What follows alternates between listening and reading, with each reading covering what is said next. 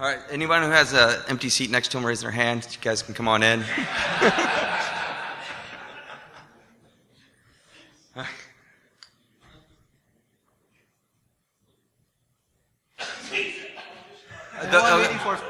I will address the problem in the room right now. The pizza will be here shortly.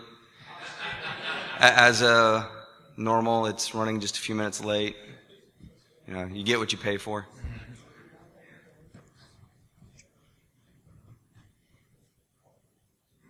So, all right. Well, it is now 6 o'clock, and this is the last talk of the day. And I am Stephen Hilt, and I'm a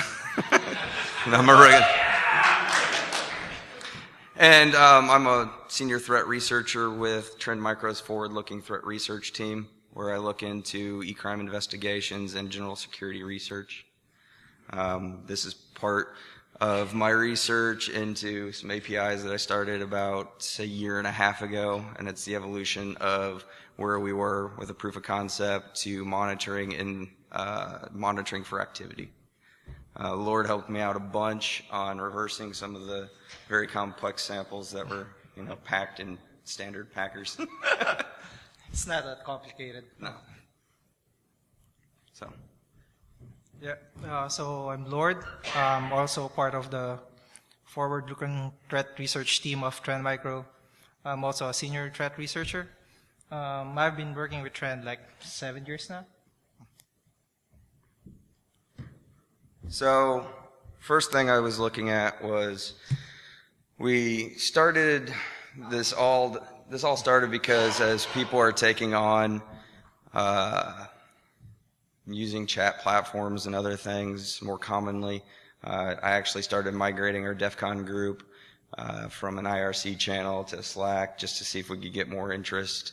And then I started playing with the API because I tend to be like a couple years behind, and APIs were still funny to me. Hadn't really figured out everything about them. So I really wanted to look into it. So in about 3 years, you're going to see some machine learning talks from me. But there are many types of APIs. You've probably heard of Java APIs, or interface with classes. Objects talk to each other within Java, so that's a coding language API. There's also many other types of APIs. There's the web APIs, which are primarily used for this purpose of this research. There's SOAP, RPC, and REST, RESTful API. REST being the most popular of APIs for this implementations.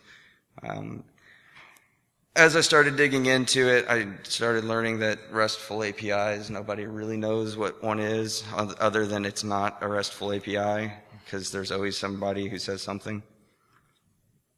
So as I mentioned, we started looking into using Slack for our DEF CON group locally to Chattanooga.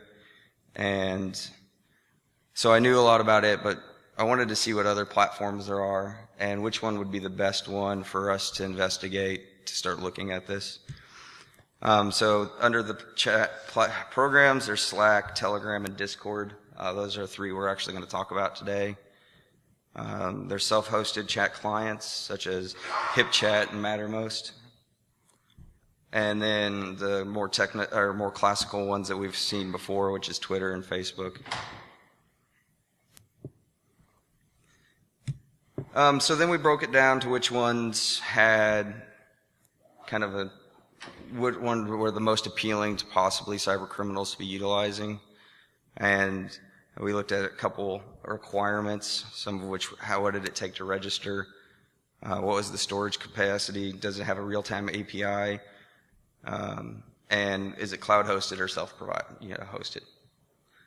Slack has the 5 gig to unlimited, 5 gigabytes of storage for your free account, unlimited on a paid account. We actually ran into this problem recently because of all the funny memes we post that I had to purge them all out.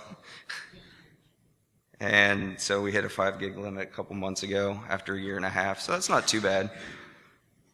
The file size limit is 1 gig, where in Discord it's 8 megs. And Telegram was at 1.5 gigs, and both Discord and Telegram allow unlimited even on their free accounts. Slack, you can use a 10-minute email address at the time of this. I think they might have changed a little bit of that. To register a team, Discord allows 10-minute emails as well. Telegram requires a phone number to register it. And they're pretty smart about it. We've tried to use VoIP phone numbers as well as just burner phone numbers, and I think we even tried to use some SIM cards from the Philippines, and they're not working either. So that was interesting to figure all that out, considering Telegram is, as you'll find out, where the cyber criminals are actually hanging out, but you have to use almost a real number to get into it. So we decided overall that we were going to just use Slack just because I was the most familiar for the proof of concept. We've done some in Mattermost, and we actually post a video on our YouTube channel that has a demonstration in Mattermost using it as a command and control. But I did start this back in early of 2016, and then we wanted to see also when malware actually started using these. So why would a cyber criminal use an API for command and control? The reasons are it's easy to use. It is stealthy in these cases. It's over TLS. It's difficult to block. Especially when you're when a company is using it for their chat platform, 70% of the Fortune 100 companies are using it. Yeah, it's 70% of Fortune 100s are, according to Slack's website, are using Slack. We know that using APIs for command and control is not new. It's been done before.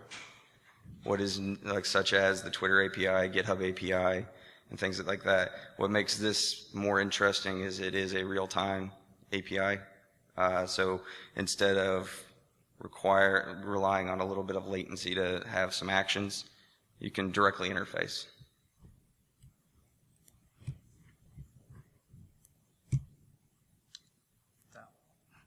Okay, there you go. Said we've looked into Slack, we've looked at what had been done before, and of course, are there any pre-existing libraries I can utilize and not have to code a bunch more? And of course, there had been a lot done in Slack because everybody had to write some meme bots and other bots, so we could look into how that was being done, how that was being performed, and any of the code we could reuse, and just ease of use. You guys come. So we'll take a little break here. I'm sure everyone's mind is exploding with all this knowledge. But the pizza has now come, so feel free to come up and grab some slices. Looks like we got ripped off on that pizza.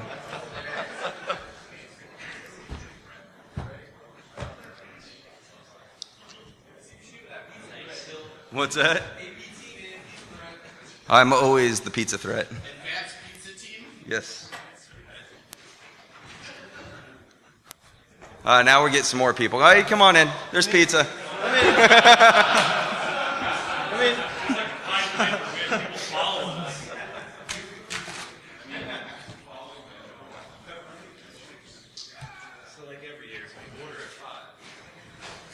This is better than last year. It's 8 minutes late instead of 30 minutes late, so I'm getting better at this.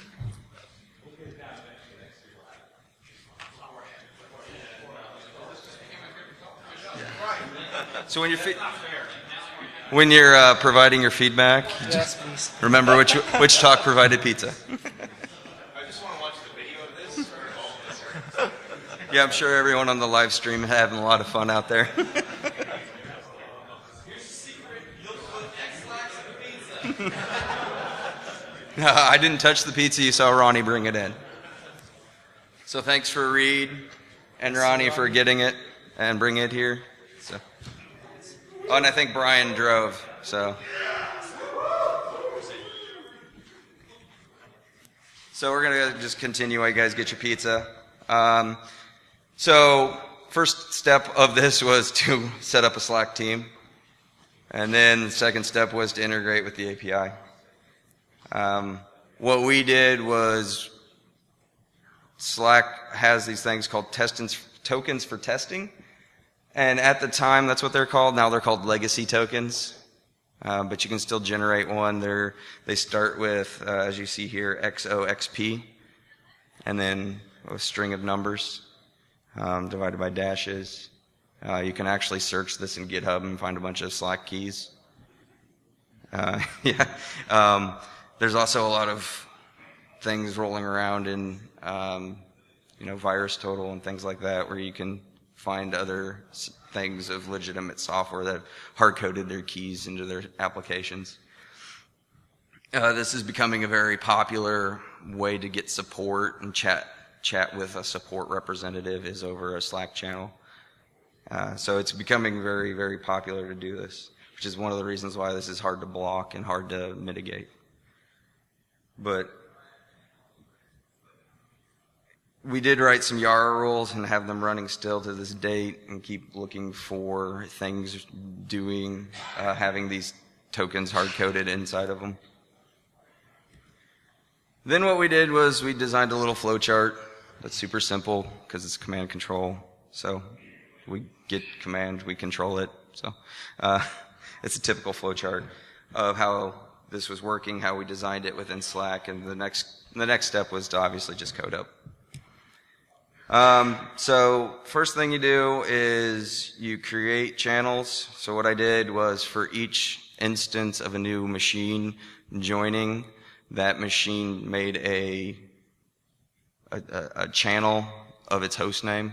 So then you could go to each individual host name and file commands.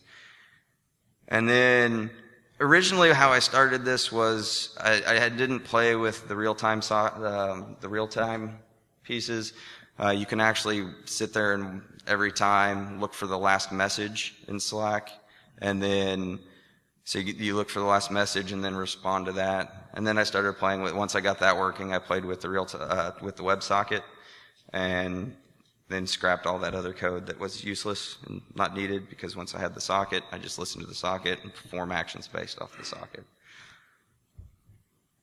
So then on the second example is it's what they call the real-time messaging, or it's their WebSocket.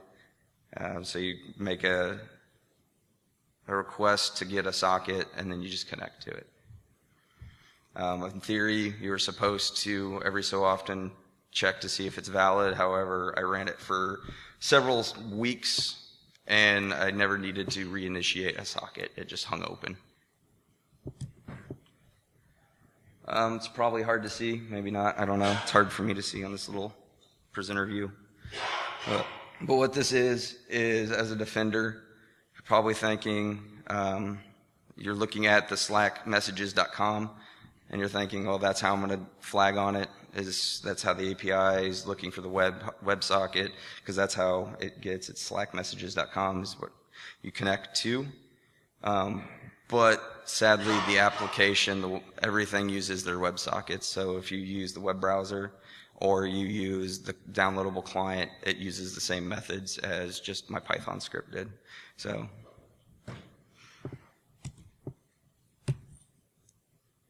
and this is kind of where we're just made some basic commands, printed out the options. So I did ls, git file, change directory, run a specific OS command. I could push a file to it, grab a screenshot, and just close the command. So that's just an example. We can do a lot more just based off of how much you wanted to code. So again, this was a proof of concept. So now we're going to kind of step through some of the commands so you can see them. Here's an ls. And of course, the screenshots here are from me running it on a Linux box. I did get it. It works on a Windows box because it's just compiled Python at that point in time, or just run Python. So as you can see, here's that. This is getting the syslog file. And you upload it to Slack. It returns back the URL in which you can view it. there it is. So you could use anything from here to get any file you wanted, the Etsy password, Etsy shadow, any of the files that you're looking for, and interact with the system. And this is a screenshot. Again, it's on an Ubuntu system, so there's the screenshot.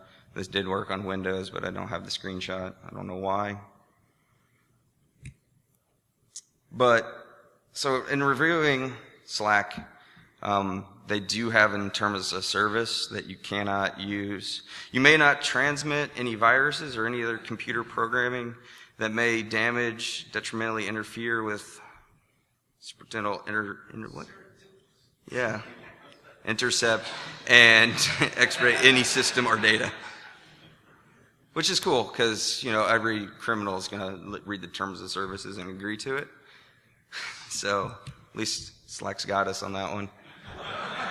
I will say, out of all of them, and we'll probably get that again when you get down to read, Discord had something about the same. Telegram has nothing.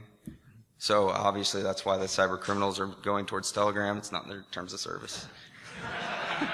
And kudos to Slack team. There's not malware on their platform right now. Yeah, as of the time of writing the paper and as time of this talk, we have not observed any malware actually using Slack. So what we'll have to do now is dive into the other platforms where we can actually show malware has been abusing them. First, we'll talk about Discord. So for Discord, so this one is Discord from My Little Ponies. So we just searched for Discord picture, and this one came up first. So like Slack, Discord uses API, and based on their website, their main targets are the gamers. So they wanted to replace TeamSpeak mainly. And instead of using WebSockets, they're using webhooks. So you can easily interact with it, but one limitation is you cannot view the messages from webhooks, which you can just post it. And again, we found malware that are hosted on Discord, and some malware that uses Discord for exfiltration. So one of which was a coin miner. It's hosted on Discord. Since Discord main target is gamers, so an attacker can pretty much use the machine of the gamers. So since most of the machines of the gamers are bumped up in their specs. One thing to note here is that even though they've used Discord as a download for the second stage malware, they didn't use Discord as their CNC. They pretty much created a new C2 to ping back to them if someone is infected. And at the time of this research, we've noticed that the C2 is already down, probably taken down by LEA or AV. So if they could have used Discord, maybe could be working. Yeah, the one thing with Discord is we observed them using a lot of their hosting malware in Discord, and luckily Discord is very responsive. When you email to Discord security group, they take it down fairly quickly. Oh. It's the pizza threat.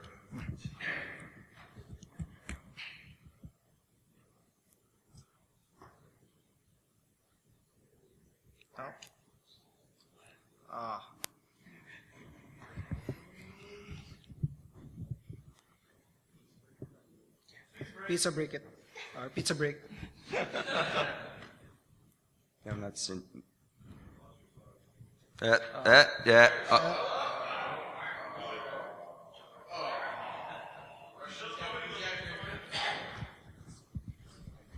More pizza, guys.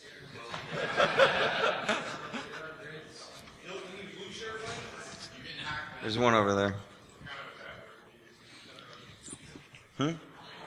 It's a Thunderbolt, so VGA.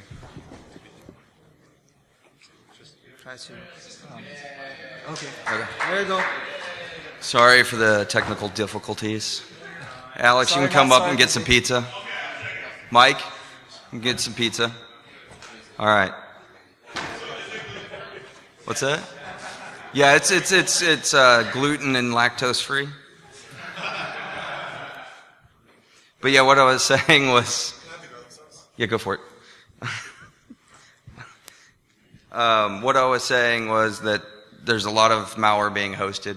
I think in the appendix of our paper, which we'll link to you later, there's like 400 some odd samples that we observed in just a short time period. We stopped really monitoring too hard on that. But they are responsive to remove anything, and so kudos to them on that one. So another malware is Roblox cookie stealer. It uses webhook to exfiltrate the data. This one is pretty much straightforward.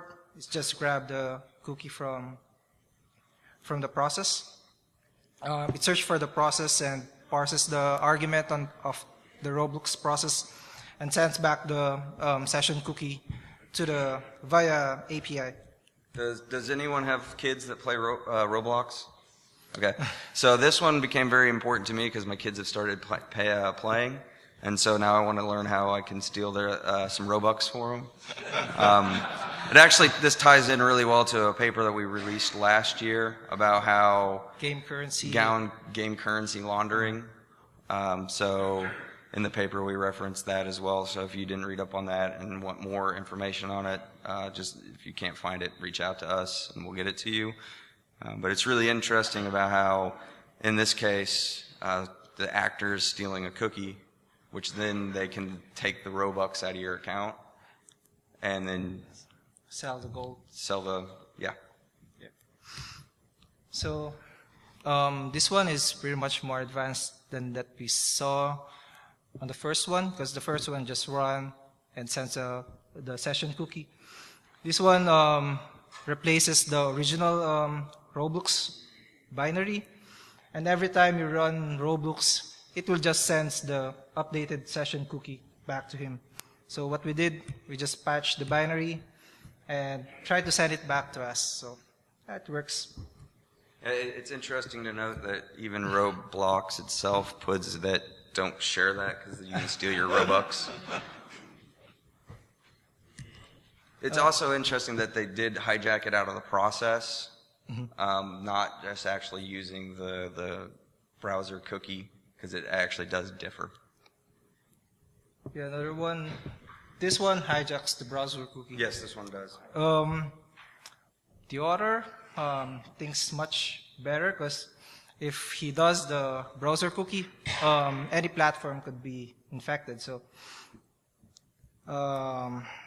again, this one is using webhooks to exfiltrate the data back to him. We found this specific toolkit being sold for $1 of Bitcoin. I think we haven't attributed the guy on this one, but yeah, the other one, it's probably the same person. We don't know, but on the other one, they made forum posts on a gaming forum in which they were trying to trick people that it was legitimate software. They even gave VirusTotal links and said, "No, look, it's clean," and all these other things, and said it's good. And people would reply back, "Well, it just sits there and hangs on my machine and doesn't do anything." And they're like, "No, it's really good. Run it again." And things like that. This is on the Dream Marketplace where we found it, but we found it on other places at the time. I believe we found it on. I think. Kyle, where do we find it? No, we found it a month ago after this one. Yep. So, but it's being sold in the underground for $1. So it's really cheap, easy to implement, and so easy to implement. I don't know if they realize, but they could also steal it on different domains. They just need to point the domain or the website, then change the target cookie that they wanted to steal. So, yep. And also, if the guys that wanted to use this, they don't need to pay $1 because they just need to find a sample, then change the script basically. Apparently, this specific malware is also hosted on Chrome Extension Store. We notified Google Chrome on it, and they taken down it very quickly.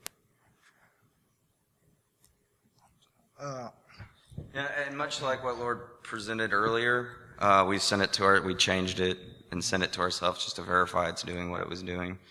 You can then take this cookie, apply it, and log in as that authorized user.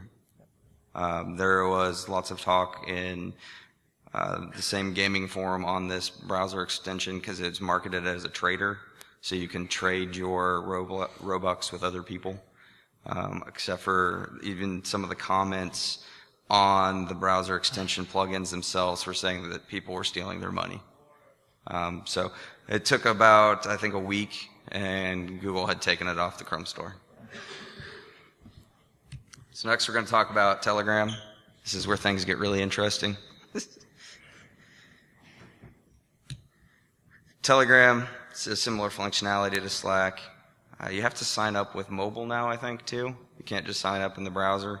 So it forces you to even use your mobile browser and things like that.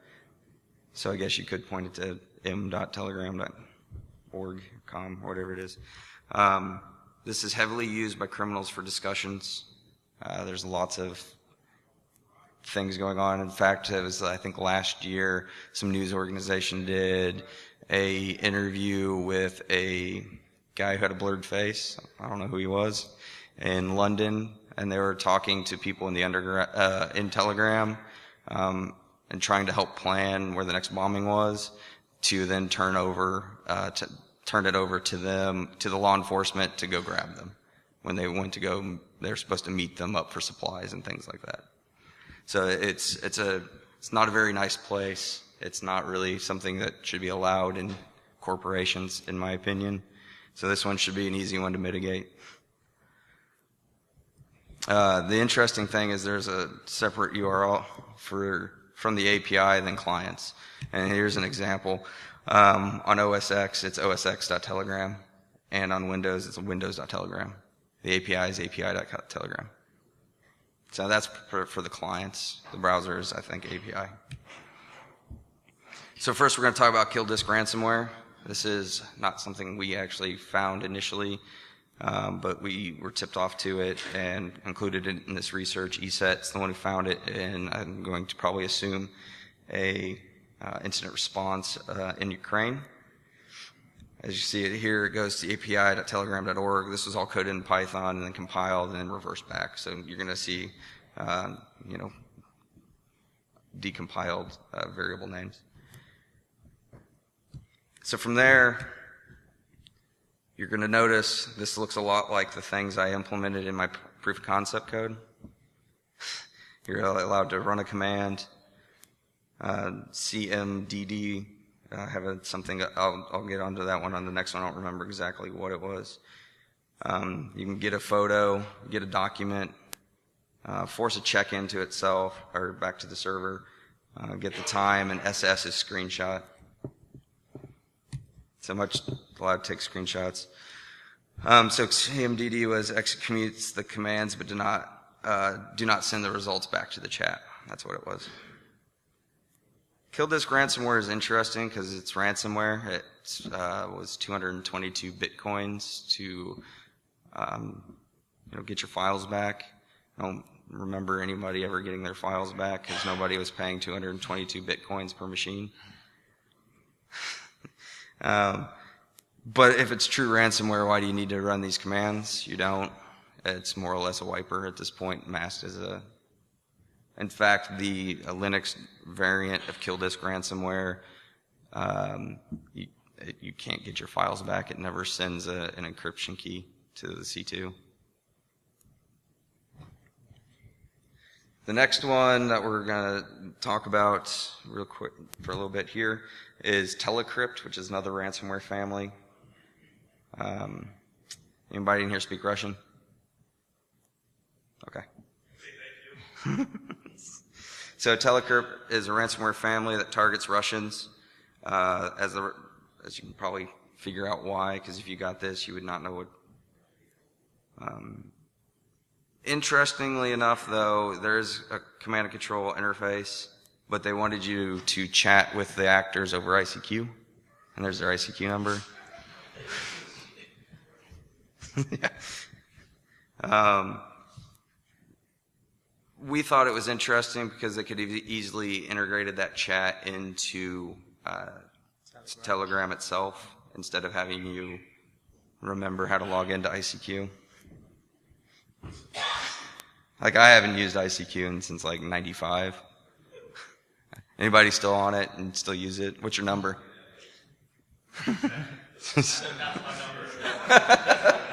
Is it 714-595? Yeah. And a little bit later, we'll talk about some other ransomware families that we've seen that had kind of the same functionality and why they, and some of the problems, and it could have made their lives easier as a ransomware actor or just a malicious person using these communication channels. So we'll get into that in a minute.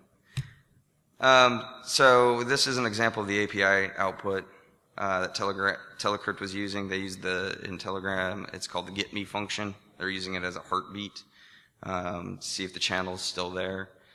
In later versions of Telecrypt, this was taken out of the code. And then also what they would do is do the heartbeat, and then they would send a message every so often as well. As you see here, the message is at the bottom, it's the text field. And text is the computer name, which my computer's name was OICU812, and then a random string based off the UUID of the machine, and that was what was needed also for the decryption of your files. So the interesting thing about Telecrypt was it's still going on and they're still using it. The thing with Telegram, these channels still exist and they don't remove them. So these webhooks that they're opening they don't respond very well to anyone, and they don't take a proactive approach and remove things that are obviously malicious. So anybody got any questions about Telegram, Discord, or anything like that? I think we still have another couple slices of pizza if anyone else is hungry. Sir, yeah, go. Where's the network data come from? Just a PCAP from the host that I'm running on. So in these cases, it's fairly easy to see that this one would be easier to block just because you shouldn't be using it. Slack's a hard one. Discord, I don't see a purpose for using it in corporations because they're trying to target gamers. And there's a lot of talk within the gaming community about using it, and here's my name on Discord and things like that. So they're obviously got their marketplaces, and it's very interesting to see that the malware families are specifically utilizing those infrastructures knowing. So for an example, on the one that we called Rapid, which was the Bitcoin miner, it was hosting that second stage malware was actually the software that overclocked the GPUs. And it's hosted in Discord, which gamers use, which gamers have GPUs.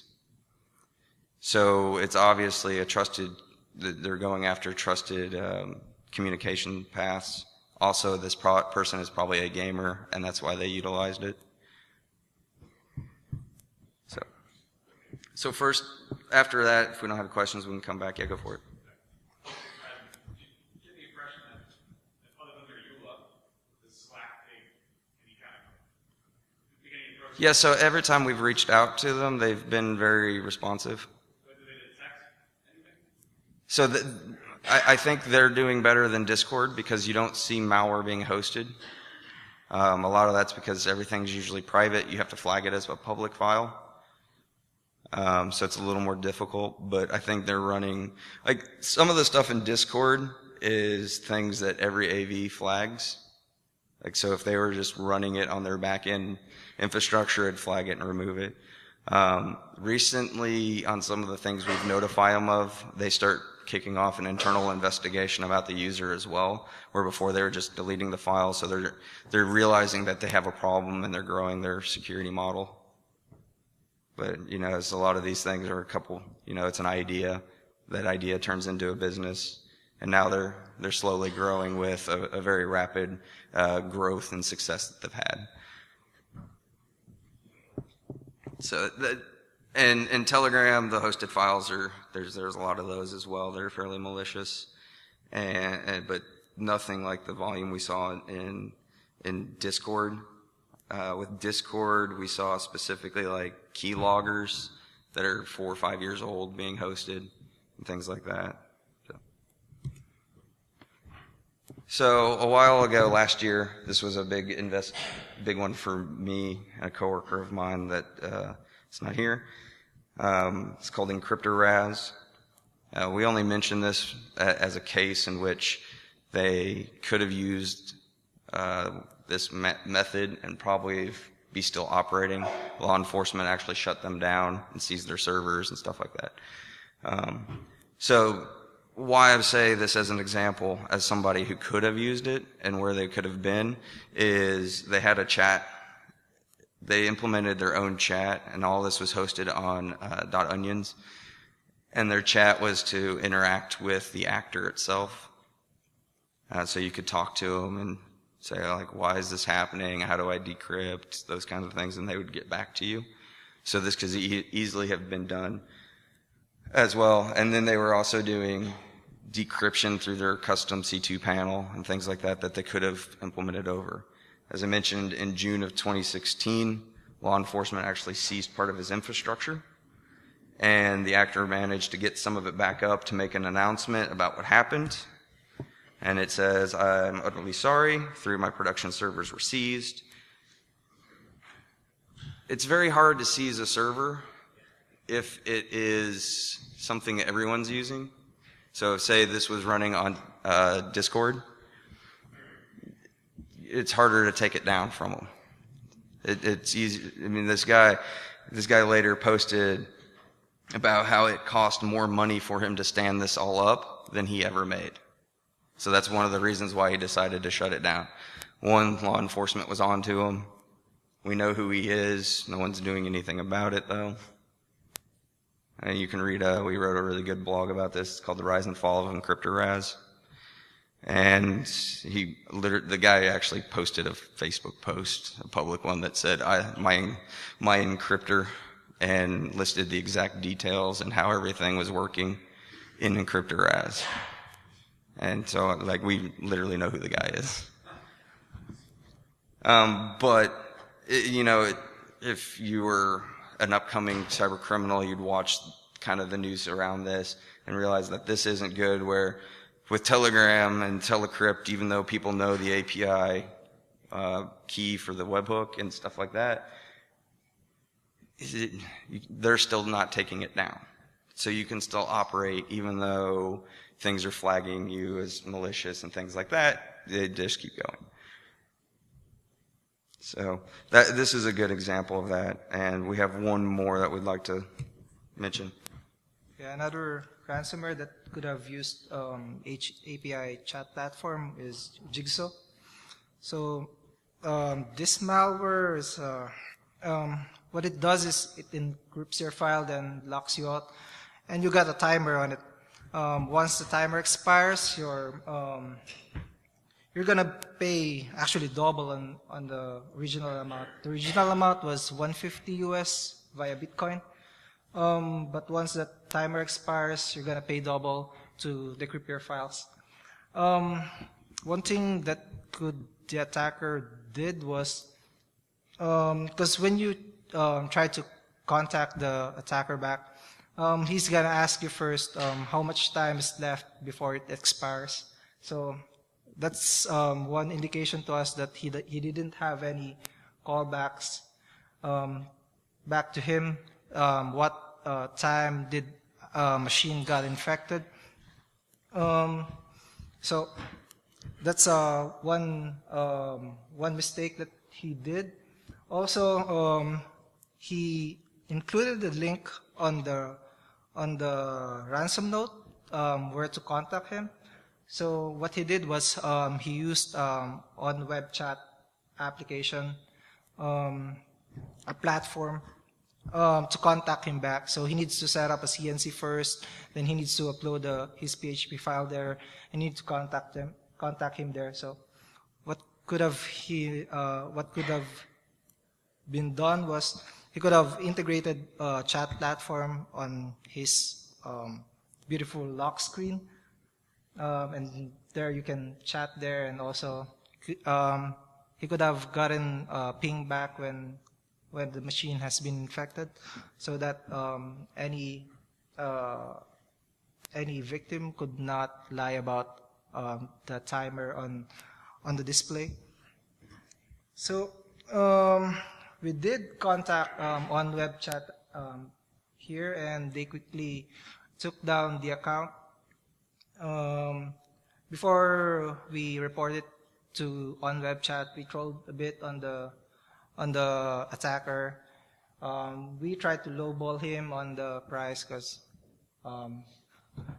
we just tried to lowball him, and he agreed to pay. He agreed for us to pay like 75 US.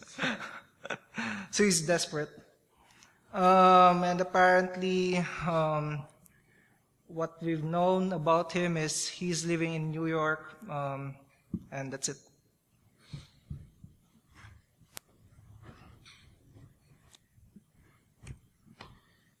So, as just kind of wrap it up, is that as we mentioned before, chat platforms, APIs are being heavily utilized today.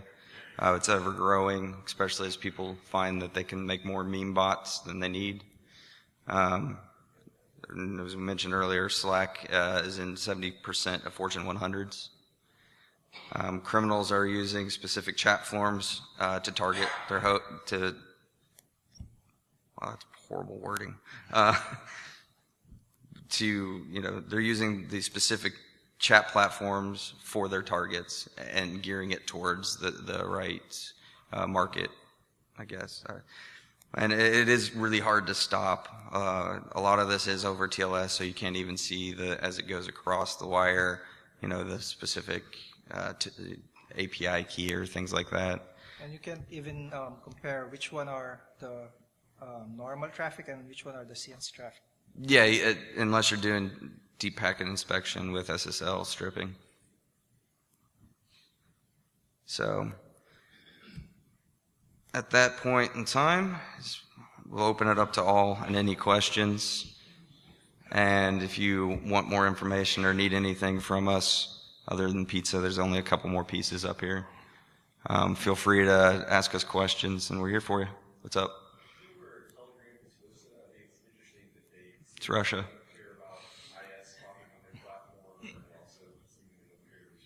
If I remember right, it's a Russian company.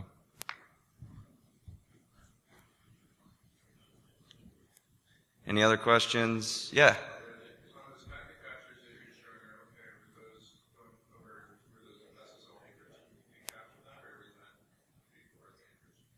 So that was on Wireshark from the host, so it was SSL encrypted. So you can see parts of the host name and stuff like that, but the payloads themselves are encrypted, of course. Any other questions? Alex, I know you're itching. Yeah, you got any? No, I just want to thank you for what you do. You're a good job. Thanks, Alex. No, one more there, then Brian.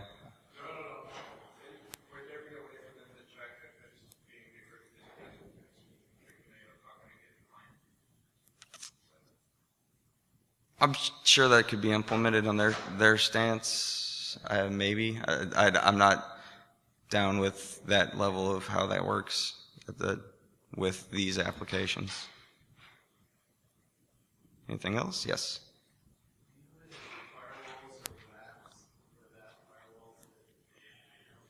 No, I don't know of anything at this point in time. Brian, you got one?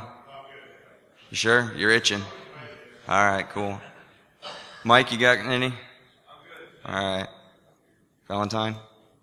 No? All right. Well, I appreciate it. If anyone has any questions they want to come up, go ahead.